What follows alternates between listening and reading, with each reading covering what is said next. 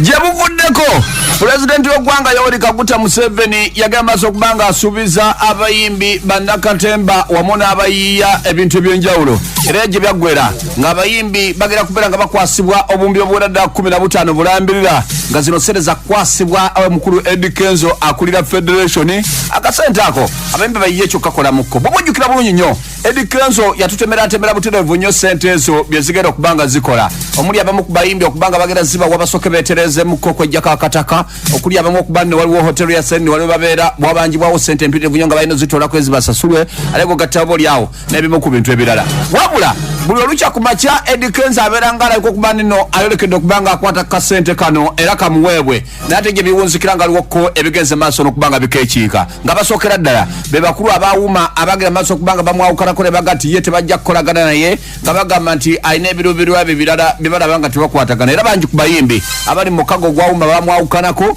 nga bano abeekubyeko beegatte bamutaddeko obukwakulizo buyitirivu nnyo ate obaolyawo bwandibanga bwe buleese eggati okuba nga likyalemeddeeko twasobodde okuba nga twogerako n'omu ku bakungu era nga ye music director wa wuma omukulu w'emita Jeff Ekongoti atunnyonnyole batuusewo ku kukkaanya kwabwe ne Eddy Kenzo era okukkaanya weekuli oba kukyalemye kutunnyonnyola kituufu twali tugoba kimu era etteeka libadde likyali mu lugendo lwalyo nga twamala omulimu gwaffe gwali gwakuwaayo ebiteeso twagala bikyukekyuke mu tteeka twamala final amendments oba enteesa zonna ezisembayo kati omulimu oguddako gwa gavumenti yalina okugenda mu cabinet bamale bagiwe obuyinza egende mu parliament so ffe tulinze bo bakole ogwabwe temuna feedback ne guno gwaka tetunaba kirabika ebyo bya mwaka guno kubanga tetwawulirako waliwo twamalira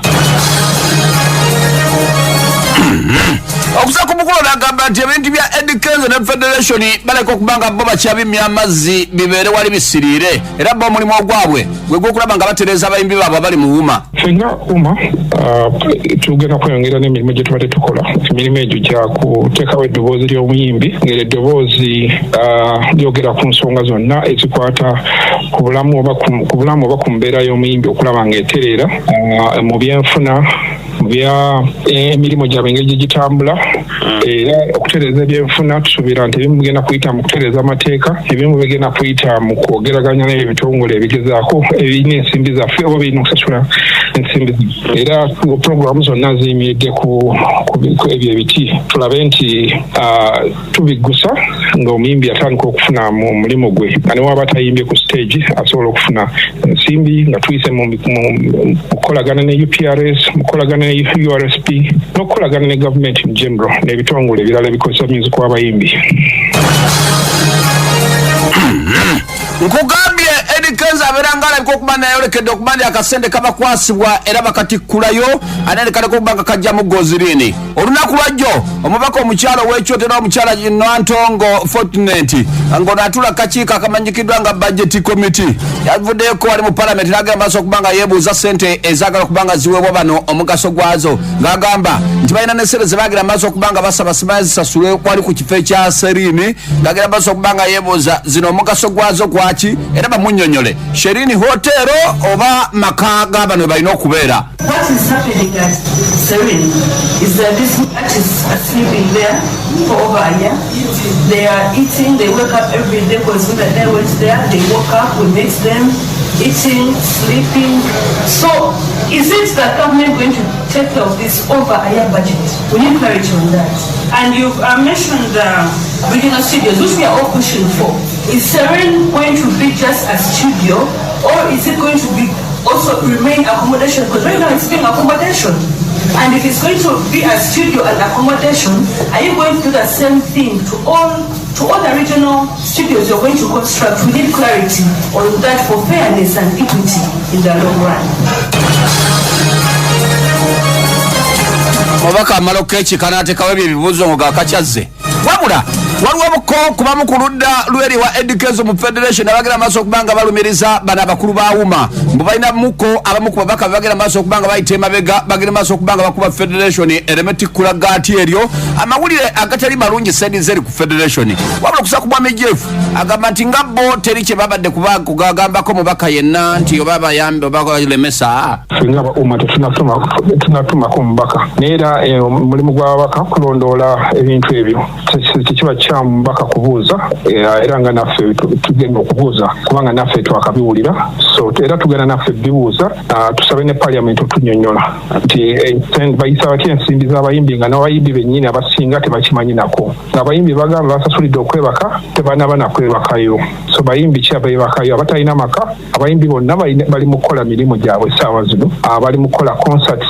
bali bize omuyimbi buli muyimbi kati ali bize ayimba so teri muyimbi ali awo atalina wakusula era wabanga alina waliwo twalibadde twakitegeddeko wabanga asulayo abasulayo ku lulwe bayeyagalidde so siraba awo ate webitukwatirako naye nga tujja kuddamu kyetegereza naffe tutegeere kiki kye boogerako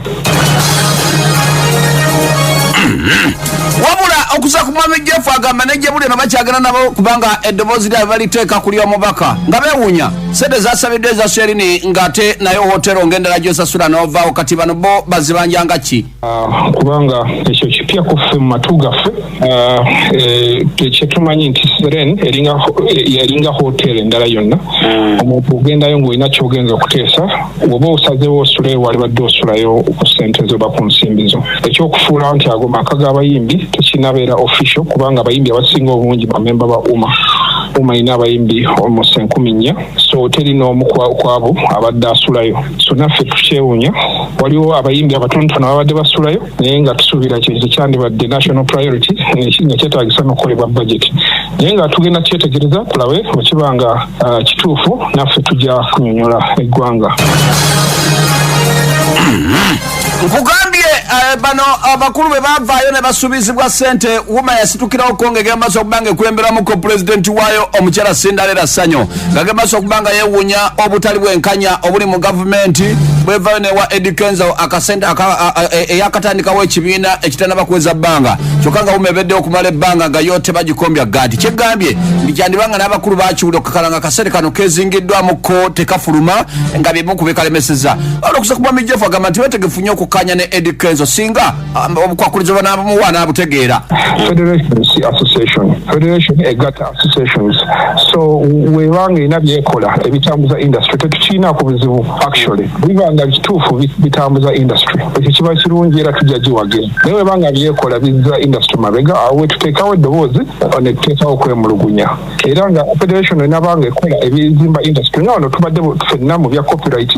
era tukolagana nabo era tujja kukolagana nabo ku bintu byonna ebitambuza industry kati bufunze mwegatta muli bumu kati tetuli bumu naye byetukola biri bumu so eventually ndowooza tujja kwegatta kubanga byetulubirya bye bimu just tulinamu okwemulugunya wano katono wano nawali naye tusuubira nako tujja kukola kikukaanya bagamba ensonga y'obukulembeze okugabana obuyinza yekyabalemeseza okwegatta n'ekyo nakyo kikulu kubanga yensonga etugatta bwemuba mwegasse ate